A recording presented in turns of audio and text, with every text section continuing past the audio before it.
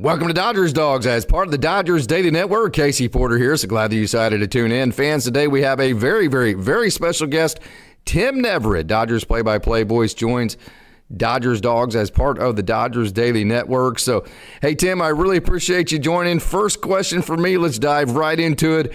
The biggest part of, what we do here, the thing that we love to do the most, the prospect coverage. I got to say, just big kudos to the way that you cover the prospects in spring training. You're always so prepared. You always know their names. You know where they're from. You know backstories. And I can tell you for a fact that the players, their families, and everybody around that greatly appreciates it. So let's just start right there and let's dive into that. Every first game of spring training, Rick Monday and I do the body count at the end of the game. How many guys got in that game? And for both teams, it's usually 55, 58, somewhere in there. Yeah. But and those that schedule is sneaking up, right? So February 21st is not that far away. That's the first game against the Angels. And I'll usually get down there a couple of days ahead. And Rick usually gets down there about a half hour before the first pitch.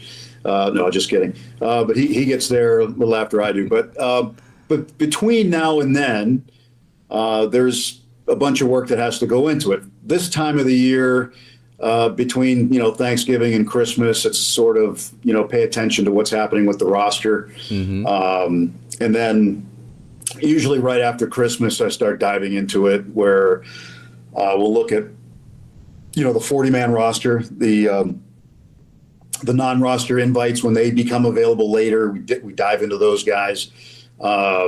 We look into the prospects as far as I break them down into campers, guys who are coming over from camp. Sometimes I find out about those guys really late. Yeah. So I have a file for them, and I have have it all organized in my iPad. We do this for the Dodgers extensively, but we do it for each team. So, for example, we'll start with the Angels because that's the first team we play, and then myself and my oldest son, who's the AAA broadcaster for the A's in Las Vegas, he and I will work on this together because he gets a benefit out of it too. He uses it during the AAA season, so we will work together. He'll take a team, I'll take a team, and we'll look at the spring training schedule, and then we'll knock each team out from the position players, the pitchers, on the 40-man roster, the non-roster invites, and any other top prospects we might see in a spring training game. I'll talk to people with the Dodger organization about our guys. And then the other thing I do when I get to Camelback Ranch is I go to the clubhouse, because the first couple of weeks that clubhouse is busy. There's a lot of guys in there.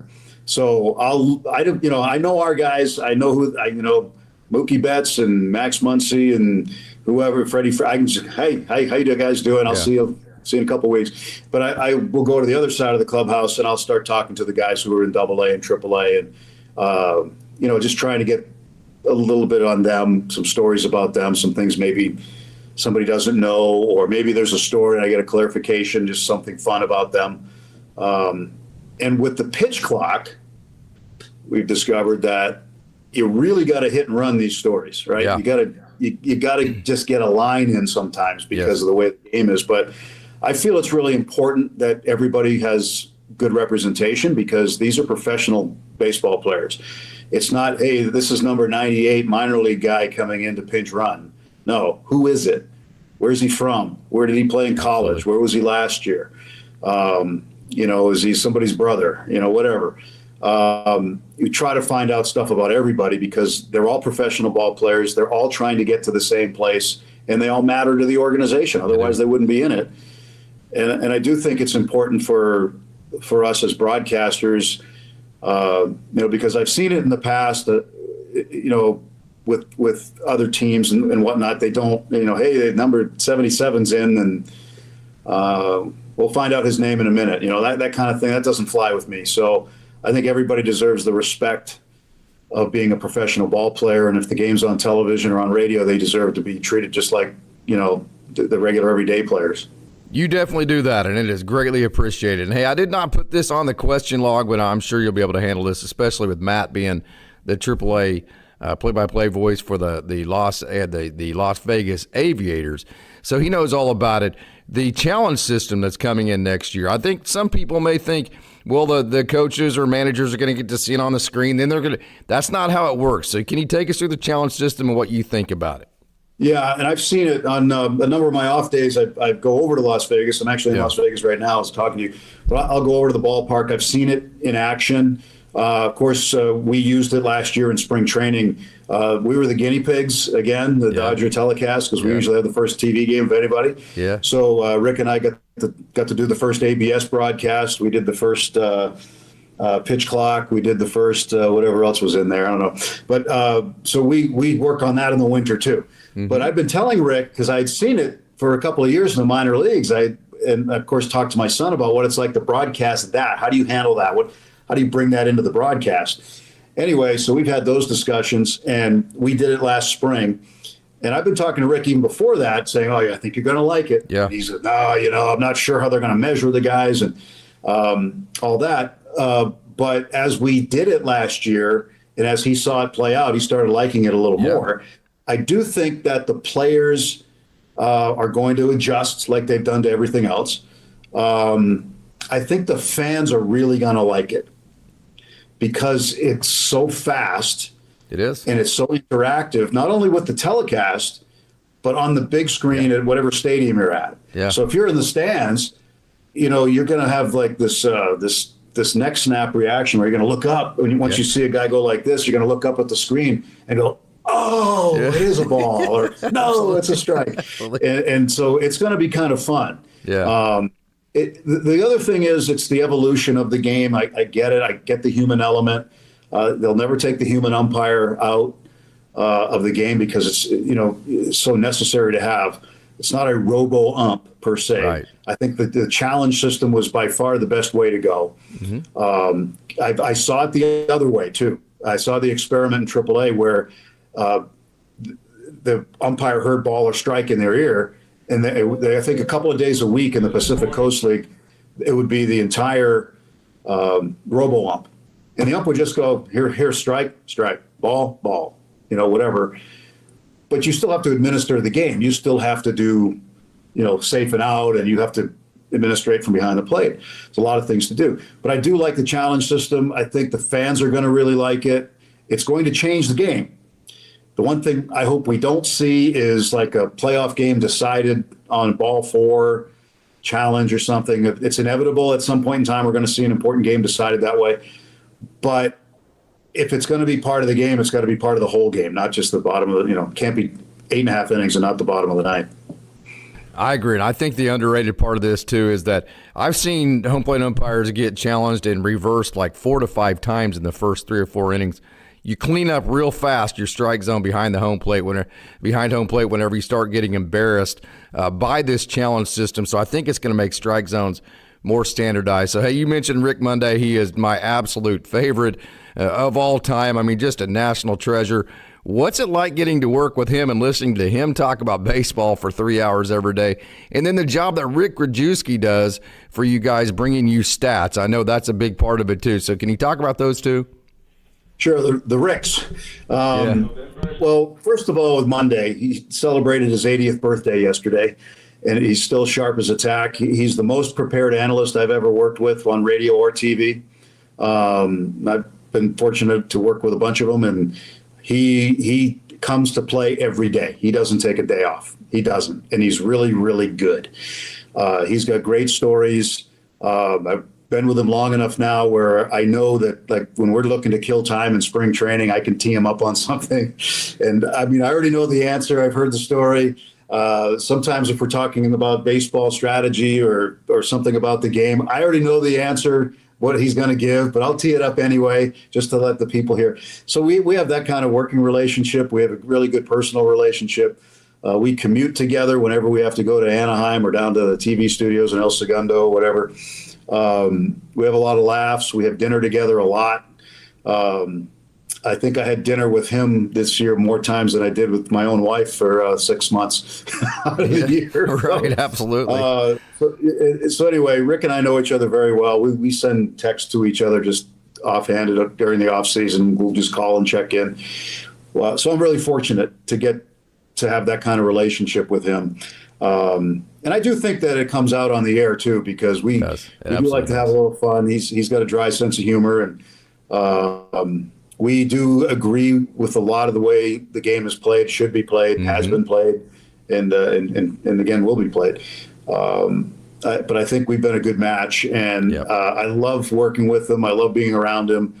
The times that we're not on the air, he's just hilarious. And the way that he treats people is great. People that are in his circle, people that are in his circle of trust that he knows really well. I'll say David Vassay, our radio reporter, he has a love relationship with David. He finds a way to tease David about something every day, but he does it in such a good-natured way, and David laughs, and it's just funny to everybody, the way that he has built relationships with people over the years. And the way that he is on the air, because he's not just a former player who's talking baseball. This guy is a broadcaster. Oh, no doubt. I mean, he was a sports anchor on television. People, may not remember that in L.A., but he was with Channel 11 in L.A. for a long time while he was a player, while he was still playing. He was a reporter, anchor. He's been a talk show host. He's done play-by-play for years. He could do play-by-play tomorrow. But, they think his value as an analyst because of his experience is great as well. So, and I like it when he's on TV. Like when he and I do TV, I think it's great. I think the fans might like to see him on TV during the regular season a couple of times. Make it special. Make it like the Olympics. Don't do it very often, but when you do it, it's a special thing. I know he filled in for Oral, I think, a game last year, and Oral got sick on the road. He got food poisoning or something. But he's just an encyclopedia of knowledge, and everybody around the game respects him and loves him. So, he's a great tie into another era of baseball, and he's been able to bridge that era from this era just seamlessly. And you mentioned Rick Krajewski. He's the wizard behind the curtain. Yes. Rick is our team researcher, and he does talent stats on television. So we're on the TV side. He provides, invaluable things. He thinks along with us. What people don't know about him is that he and Joe Davis were fraternity brothers in college. Oh, really? Yeah. So that's kind of how that relationship was there. And then his role, Joe helped him get a role with the Dodgers. It was part-time. It's developed into a full-time. And now with Fox, whenever there's a game on Fox, he goes with Joe. But he provides us with amazing stat packs every day that are proprietary, that we just have. And I know that when I prepare for a game, there's a number of things I look at every day that I take from the notes that are not in like the regular media notes, and they're not something that you're going to find printed out there from a blog or from a news source. I mean, these things are pretty in-depth and pretty interesting. So a lot of times when you hear, like Joe on TV or me on radio, sometimes I'll come up with something and I've had people say this to me. They're like, how did you know that? Where did you get that? And I would love to say off the top of my head, but it's not true. It's that deep dive into research that Rick does, and he helps. I mean, at our level, he helps to keep educating us every day. And so I know the guys at Fox have a nickname for him. They call him the Oracle. I call him the wizard behind the curtain. Yeah. And he's with us in spring training. He sits with Rick Monday and I during spring training, and he'll come up with some fun things, numbers related things that are interesting. Mostly for the major league players, but a lot of it's really good, and some of it's like a reminder of what happened last year. Like he hit 340 against lefties last year or something. Like something I didn't have preparing for that game because I'm worried about who's coming in the fifth inning. Yeah, absolutely. Because the spring training games, they're harder to do than the regular season games. Unbelievably, yes. But Rick is there with us, and we love having him there. And I remind him, if I don't remind him daily, it's every other day how much I appreciate him being there. I say, thanks for the great job, Rick. And his answer is always, of course, that's what I'm here for. I'm like, okay. So I'm looking forward to seeing him again, too. That's why I will never talk to a Los Angeles broadcaster ever without mentioning his name, because he is that guy behind the curtains that you definitely need to know. So I call your style, I call it the classic style, meaning you're very patient, building up to the crescendo. You don't get too excited too early, but yet, you have that style, but yet you're always on time. So I call that the classic style. Where did you get that? And is that something that you worked on, or does that just come natural? I think so. I think everything is developed no matter what you do. I think a lot of it is, when I was born, right? I mean, those guys, when I was growing up, I listened to. That's one of the why guys I call it classic, yes. Well, one of the guys I listened to growing up, he's not a Hall of Famer, but he was a very good broadcaster. It was a guy in Boston named Ken Coleman. Yes. For years, who had a very deliberate style. And then years later, after college, shortly after college, I was doing Ivy League football for Brown. And he was doing a game. We had a game at Harvard. And I'm like, I say the media notes, Ken Coleman on radio. I said, I got to go see that guy. Awesome. So I went over and introduced myself and listened to him just have a conversation. And I was like, man, this is unbelievable. But, guys like that. And, of course, when I moved out west from growing up out east, I moved out west in my mid-20s, and I immediately gravitated to Vin Scully. Yes. And listened to Vin call games, and I would have his games on all the time. And we didn't have the app where we could go around and pick whatever game we want to listen to anytime we want to listen to. So in Las Vegas, there was a station, 720 on the dial, that carried the Dodgers games all the time. It was a blowtorch. It was a powerhouse station. You could hear it up and down the West Coast, right? And so I had it on when the Dodgers were on all the time. And when I got the AAA job, I worked in AA a long time, so not a long time, a short time. But then when I got the AAA job in Las Vegas, I started listening to a lot of different major league announcers every chance I got. And I can't say I pulled particular things from, one or the other. Another guy I listened to too with the Padres was Jerry Coleman. Mm-hmm. And the first time I heard Rick Monday do a game, he was with the Padres. Oh, really? Yeah, because he did the Padres before he came to the Dodgers. I did not know that. Wow. After Don Drysdale passed away, the Dodgers hired Rick. Wow. And so, I'd listen to people like that, and you just sort of understand the game as you go along. And the more you do it, you understand pacing, and it's just something I think that you understand after a while with experience. And even in the big moments, you can't go nuts. You have to wait. You got to wait to make sure the moment happens. So, the being on time thing is important to me as a broadcaster, because I want to tell the story as it happens, not after it happened. So if I can tell it as it's happening most of the time, and in any sports broadcast, there's a lot of recapping and saying what just happened. You have to do that too, but I think being on time is important. But I thank you for the kind words there. But it's just something that over the years I think has just developed, and I continue to approach each game the same way, and pacing, cadence, and constantly watching what's going on out there and understanding what is happening at the ballpark at the time. Okay, so your overall thoughts on the World Championship, the back-to-back World Championships for the Dodgers, and maybe some comments towards some of the other people that aren't Dodgers fans that think the Dodgers are ruining baseball by buying all the Shohei Ohtanis. Dive into that. Well, there's only one Shohei Ohtani. Yes, there is. And turns out they made a great deal with him. They did. I call it the Ohtani economy, right? The amount of money the Dodgers have pulled in because of Ohtani being in a Dodger uniform has been like, I don't even think they saw that coming. Oh, no, right. But the Ohtani economy in Los Angeles is good, and it is booming. It is. And it's not stopping anytime soon. Nope. So the Dodgers have an advantage over everybody else, and it's not because of how much money they have in the bank.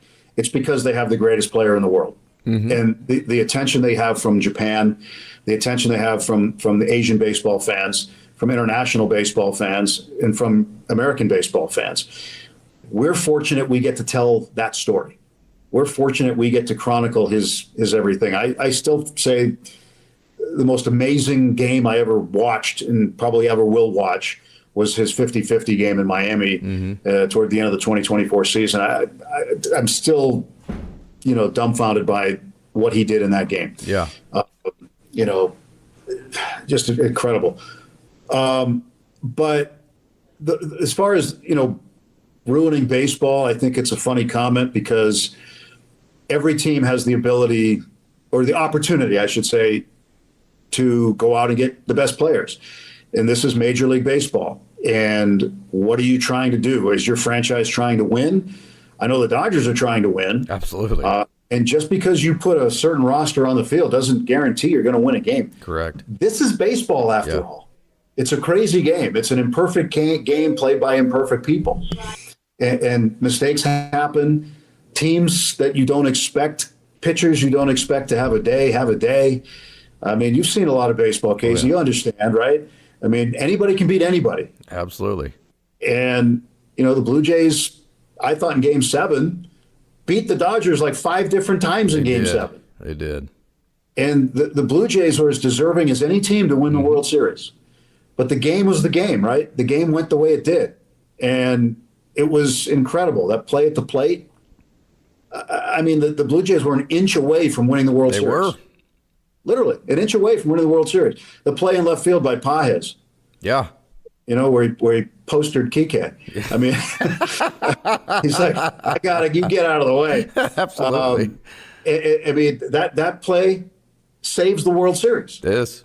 You go on and on, right? So all these things had to happen. All these things had to fall into place. And that's why, it's such a grind. And when the Dodgers during the regular season lose a game or they lose 2 out of 3 to somebody they should beat. Yeah. And on paper, they should beat them. Yeah.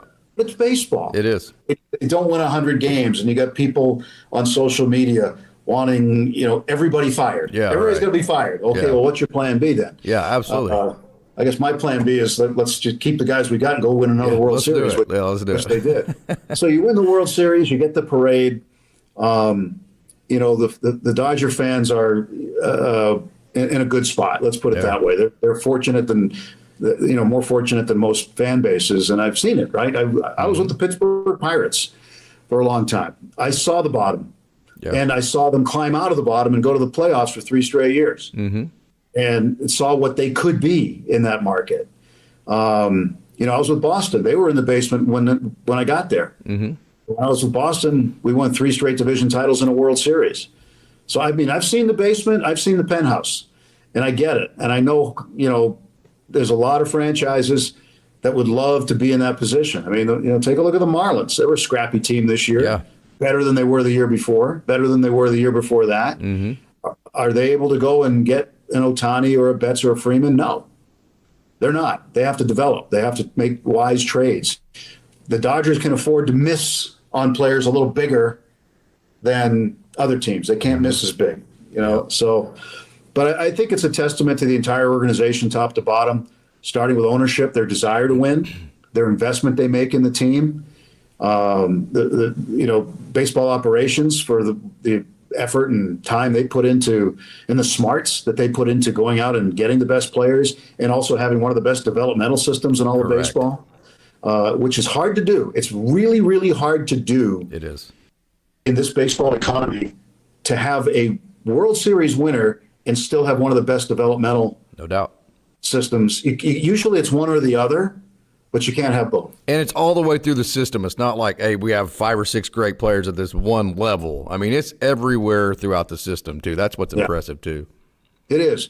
You look at Oklahoma City, and you look at that roster, it does fluctuate during the year because they're bringing guys in. Guys get DFA'd. The Dodgers grab them. They send them to OKC. Their roster fluctuates. And you're looking at during the season, I'll be looking at some box scores like, when did we get that guy? It's like sneaky, like Esteury Ruiz is all of a sudden with, he was the American League stolen base champ a couple years ago. Like, when did we get that guy? Yeah. It's a quiet, sneaky pickup, right? And then he ends up playing in the big leagues and helping us. So the organization, top to bottom, does a great job. So I think it's a testament to everybody, top to bottom. It absolutely is. So I know you are very hesitant to use dramatic terms like of all time. I think that gets thrown out there probably way too much. Hey, this is the greatest of all time. Lots of recency bias there. So I know you're very hesitant to throw those types of terms out that are overly dramatic. But where does this World Series rank for you? I will go there and say in my lifetime, 52 years, if it's not the best, it's one of the best World Series of all time that I've ever seen. Yeah, I look back at, and obviously right away you start jogging the memory banks, right? You start thinking, okay, what do you remember? What do I remember about great World Series? And there have been some great World Series. Okay, there have been some really, really good ones. I look back, and I'm actually, believe it or not, old enough to have watched this one and remember it. But the 1975 World Series with the Big Red Machine and the Boston Red Sox was a great World Series. It was a great World Series. The Reds had it won in Game 6 until Carlton Fisk in the was it 10th inning. Yeah. It hits the home run that wraps around the left field pole. It's that iconic, waving it fair this way, waving it fair moment by Carlton Fisk, the Hall of Famer. And then in Game 7, the Reds end up winning it. And another one involving Boston, not just because I'm from that area, but it just happened to be one that was really, really memorable for me, was 1986 with the Mets. Yes. Got Gooden in them. And Boston had that one won. Yes. And it's not just the Bill Buckner play, at first base. It's not that was, believe it or not, that was nothing in terms of the whole World Series itself. It was Game 6. Don't forget, that was not Game 7. It was Game 6. They had another. Remember, there was a rainout, right? Yes. Which gave John McNamara the opportunity to push Oil Can Boyd back. Yes. Have Bruce Hurst pitch again. Yeah. And Bruce Hurst, it was already put up on the big screen at Shea Stadium that he was the World Series MVP until he wasn't. Oh, man. They mistakenly put it up too early. Yeah, oh my God. Because he had pitched in 3 games and did really well and all that stuff. But that was an amazing, amazing World Series from Game 1 to Game 7. But when you look at this particular Game 7, I mean, there were some World Series games in this World Series that were just like, all right, good game. Yeah. But there were some great games. Game 3, 18 innings. Remember in 2018, in that World Series, it was also 18 innings. Yes. And Max Muncy walked it off with a home run to left center field. And then, of course, this one, Max Muncy hits the walk-off to center. I mean, Freddie Freeman hits the walk-off to center field. But I would have to say that Game 7, in my memory too, and I don't throw. I mean, I throw those hyperbole comments around like manhole covers. I don't throw them around very often. That's what I'm saying. But I will say that Game 7, and at least in my memory, was the greatest Game 7 of all time. I am in total agreement. I don't like to throw those words around a lot either, but I'm there with that. It was just that great of a series. Okay, so you came. Well, one other note, just to put note on that. In 1960. Pirates and Yankees. Yes. Bill Mazeroski walks off Game 7. You say, greatest Game 7, greatest World Series ever. No. The games that the Pirates lost, the 3 games they lost, they were blown out in every single one of them. Yeah. That was a stinker of a World Series. Yeah. I mean, all in all. And Game 7 was a really good baseball game. It was a really good baseball game. And Mazeroski hit the ball over the left field wall at Forbes Field over the head of Yogi Berra, who was in left field for the Yankees, believe it or not. But anyway, that was a great Game 7. Yeah. Okay, so you came to the Dodgers from the Boston Red Sox, of which you got to cover Mookie Betts there. Was there anything surprising about what Mookie Betts did, becoming such a great defensive shortstop this year? And maybe the struggles offensively too, but anything he did this year that surprised you? No, nothing he does surprises me, to be honest. I've known him a long time. I've seen him do his work. And I discovered this my first year in Boston. I mean, he's a right fielder, right? He was starting to blossom and starting to become that perennial all-star that he would become. Still a young player at the time, but I'd be at the ballpark in the afternoon, and I'd go over there, and I'd see him out there at 2 o'clock, 2:30, taking ground balls at short, taking ground balls at third. And John Farrell was the manager at the time. Yeah, OSU boy. Yeah. And I went to John one day, and we were talking in his office. And I said, "Hey, can I ask you a question about Mookie?" So I said, "I see him every day taking ground balls in the infield. So I know he's an infielder in the minor leagues, but he's going to be a Gold Glove right fielder, isn't he?" He goes, "Oh yeah, he's going to be a perennial all-star." He goes, "This guy's got all the tools." I said, "So why does he take ground balls?" He goes, "Because he wants to stay engaged. He wants to use different muscle memory. For him, it's a workout." And for him, we don't know when we're going to use him in the infield. And lo and behold, like maybe I think a year later, they started using him as the fifth infielder in situations where they needed to cut down the game-winning run. They bring him in and play him right in front of second base and have two-man outfield. And but I watch him work. I watched him work. I watch him work now. He works harder now than he did back then. Right. You know, we're talking 10, 11 years ago, 12 years ago. He works. I mean, that's why he stays so thin. I mean, why, you know, he had that issue in spring training where he was sick and he couldn't keep weight on and he couldn't eat food. And he couldn't get all the weight back. I mean, he said he was, you know, the Uncrustables the players like to eat, kids like to eat, those little sandwiches with no crust. He said he was pounding those down just to try to put weight on, and he couldn't keep the weight on. And because he coupled that with going out there and sweating every day as much as he did and working out as hard as he did every day before games, stuff that fans never see. I mean, he plays like a double header before he gets in the game in terms of the energy that he exerts. But I was really, really happy to see his success because his attitude has always been, look, I'm not the biggest guy. I might not be the fastest guy, but I'm going to be the best guy, and I'm going to prove you wrong. If you tell me I can't do something, you're going to tell me I can't bowl a perfect game. You're going to tell me I can't win a pickleball tournament with JD Martinez as my partner. I'm going to go do it. Absolutely. And that everything he does, like he hosted the MLB awards. He'd never done it before. He was in a sitcom recently with Tim Allen on I forget what network it was, but he's been in acting. He just went and played in the golf tournament in Vegas at Shadow Creek with the MLB show that they did.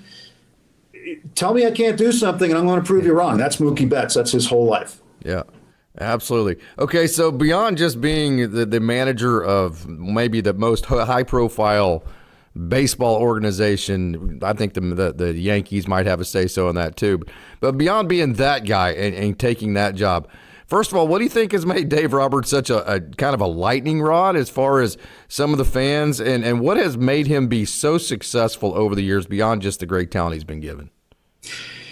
I laugh when people criticize him. To be honest. I mean, I've been around a number of managers, all of them good. I've been around guys that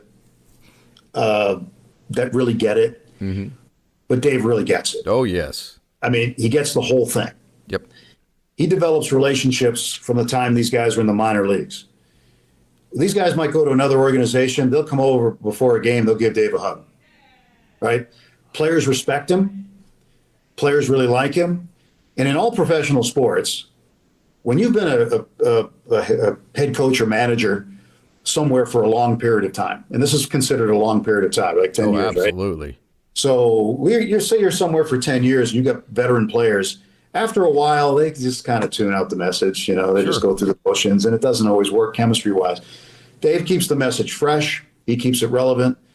His relationships with the players and their families, and it goes into the families, is strong.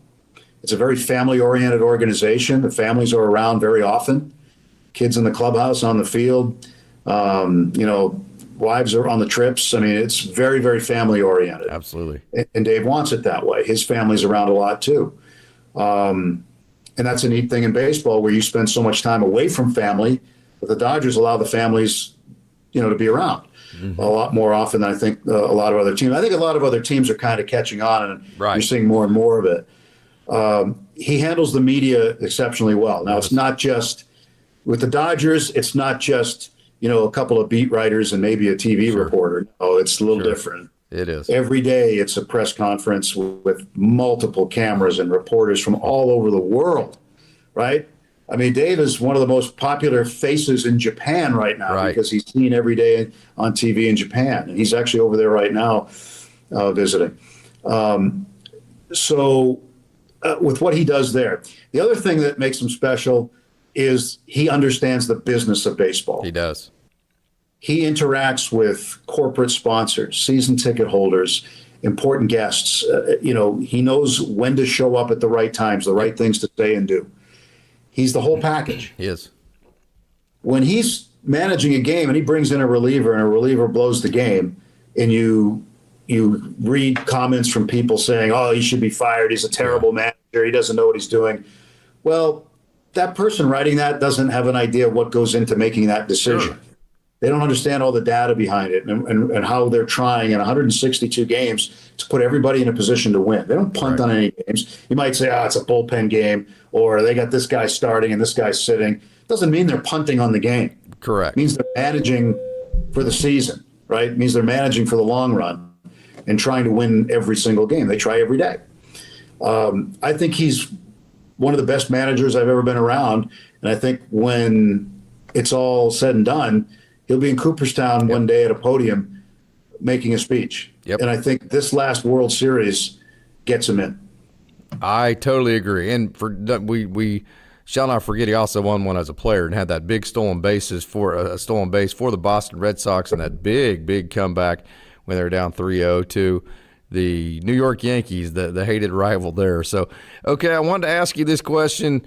The Dodgers this year, do you think going into the offseason, of course, they've won back-to-back, and they don't lose a whole lot off of last year's roster if they don't want to. So do the Dodgers have wants, or do they have needs in this offseason, and how do you see this as far as being aggressively going for them?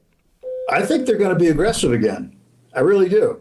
I think they're going to go after they'll go after pitching, probably back-end bullpen pitching. Yeah. Again, I think the bullpen's going to look a little different because there were times it was a little less than solid this year. Yes. Unexpectedly, and that, again, that's baseball. Stuff happens. You never know from year to year. It looks good on paper, but you got to play it out. I think they'll look for bullpen help. Every team does, and I think the Dodgers will be aggressive there. I think they'll probably be aggressive. They might look at another starting pitcher, believe it or not. You might see them in that market. Maybe. I wouldn't doubt it. Outfield, certainly. Yeah, agreed. Unfortunately, Michael Conforto, not to single him out really, but he just did not have the offensive season, the kind of offensive season the Dodgers expected. My guess is they're going to try to upgrade an outfield position, whether it be right field or left field. I don't know. And you say right field, well, let's play Oscar Hernandez. Don't forget, he can play left field. Yes. And the Dodgers won a World Series with him in left field 2 years ago. Yes. So, and he doesn't have a problem moving back there. So they've got a little flexibility in the outfield. It's going to be hard to move Andy Pages out of there. Yes. With the season that he had. Yeah. And you got Tommy Edman too, who can play both. Right. So I think that when you look at needs, outfield is a need. We'll see what they do. I mean, it's going to be, it's a fun off season for the Dodgers. And even though pitchers and catchers report, position players report, and spring training games start, they're never done. Yeah. They're never done looking. No They're doubt. never done trying to improve the ball club. Yeah. But that's kind of what I think. I think they're going to do whatever they have to do to go win a third world championship in a row. That's it. And when I get to spring training, Casey, it's going to be the same message from Dave Roberts. And it's going to be the same message from the veteran players. Hey, last year was last year. It was great. This was the message from day one in the clubhouse in Camelback Ranch. It was great. This is this year. Let's put that there. We had great memories. This is this year. Let's focus. Let's go out and win. And that's what they did. So, in your opinion, as we finish this up, this will be the last question for me. I appreciate I've taken a lot of your time, Tim. This has been absolutely awesome. First of all, put a bow on just kind of everything and your final thoughts on this, but then also how this Dodgers team and front office keeps things from getting complacent through the culture that they built. Can you address that and just kind of put final thoughts to this? Yeah, I mean, it's a culture of winning. It is. And it's permeated throughout baseball. That's the thing that everybody knows, is that the Dodgers are about winning. They are. And again, at the risk of throwing out some hyperbole, we are in the golden age of Dodger baseball now. The last 10 years, they've been to 5 World Series. Yeah. Won 3 of them. Yeah. Absolutely. I'd say that age is pretty shiny and golden right now. It is. Considering, late 70s, they were there, lost back-to-back to the Yankees. In 81, they won it. That was a good era of Dodger baseball. Isn't that incredible to say golden age of Dodgers baseball with the history this organization has? Yeah. And you look at the players and the Hall of Famers and the history. I mean, Fernando Mania, going back to Koufax, and and Drysdale, and the players that they had and the players that have come through the Dodgers and have made the Dodgers a winning organization all those years. But now they're winning the championships that eluded them. Mm-hmm. And they're 3 for 3 their last 3 World Series. That's saying something. And they're going after another one. They're going to go after another one this year. They're going to go after it hard. So, but players know about it, and it's all kinds of things like improving the clubhouse, the way that the families are treated, the fact that they fly on 2 planes. Yes. Right? The players have their own plane during the regular season. The only team that does that. The way the players are treated. Players around baseball know this. They talk. They see it. They understand it. And if they have an opportunity to play for the Dodgers, they're going to want to do that. And I just think that's the reputation among baseball players and among baseball people that the Dodgers have. Not that they're just going out there and saying, we'll buy you, and buy you. It's not that. It's not done that way. They have money to spend because they have the best attendance of anybody else. They have sold more advertising and corporate sponsorships than anybody else, thanks to Ohtani. The TV rights package is the best in baseball. So they have a lot of resources, and it's because of the organization's history, their commitment to winning, not only on the field, but off the field. Mm-hmm. No doubt about it. Tim Neverett, this has been such a wonderful honor anytime I get a chance to catch up with you. And also, by the way, tell your son, Matt Neverett, hello. He probably won't remember me, but every time he's in Oklahoma City, I go in and shake his hand. What a wonderful young man, an incredible young broadcaster he is. I believe he's also the play-by-play voice of the UNLV Running Rebs, who are having a very, very, very good season there this year. So I'm sure that's a lot of fun. Yeah, to follow there. He's calling football tonight. It's a night game against Hawaii. It's a big game. He's doing the radio tonight. He did TV for basketball last night. I did the radio. They've asked me to come and fill in for him for 8 games this year when they split radio and TV. I'll go do radio and he'll do TV, and it's it's a fun thing. And I've got a long history with UNLV, and just to come back for me is really fun. That's cool. So yeah, and I get to be around him. And last night it was kind of fun because he was doing TV for basketball, I was doing radio for basketball, and my youngest son Drew was calling volleyball on TV in the building next door. Oh, cool! As Very UNLV cool. played Fresno State. Yeah. So the 3 of us were working in the same complex last night, calling games at the same time. It's kind of fun. Yeah, that Boise State game was pretty cool, wasn't it? Yeah, I mean, the score could have been a little better on the UNLV side, but it was pretty good. I think tonight's going to be a really good one. It's on TV on FS1, but Matt's on the radio and the Varsity Network everywhere. You can listen to that for free, and of course on ESPN Radio in Vegas. But I'm going to the game tonight. I'm going to watch it as a spectator.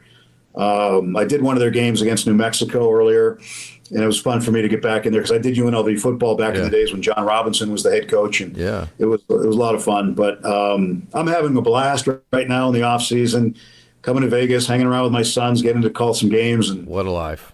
And getting to watch them work. So it's just I couldn't be more proud of them, and I'm just having time of my life right now. So you get to spend the season in Los Angeles covering the greatest organization in baseball, talking with Rick Monday, one of the greatest broadcasters and baseball people of all time. You get to spend your off seasons in Las Vegas with your sons broadcasting college athletics. It's not too bad to be Tim Neverett right nowadays. I'm pinching myself. I never imagined it. But it's it's a proud dad moment every time I show up here because everybody has nice things to say about my kids, and I'm really happy about that. So, and then my middle son, Kyle, I'm going to meet him for lunch in a little while. Nice. He works in the sports gaming space, and I'll go catch up with him on how his sports endeavors are going right now. So it's great to be here, and it's a lot of fun. It's good to be so close too between LA and Las Vegas. It's not that far of a ride. So absolutely. Tim Neverett, thank you so much. What an honor. Thank you, Casey. I always appreciate you having me on.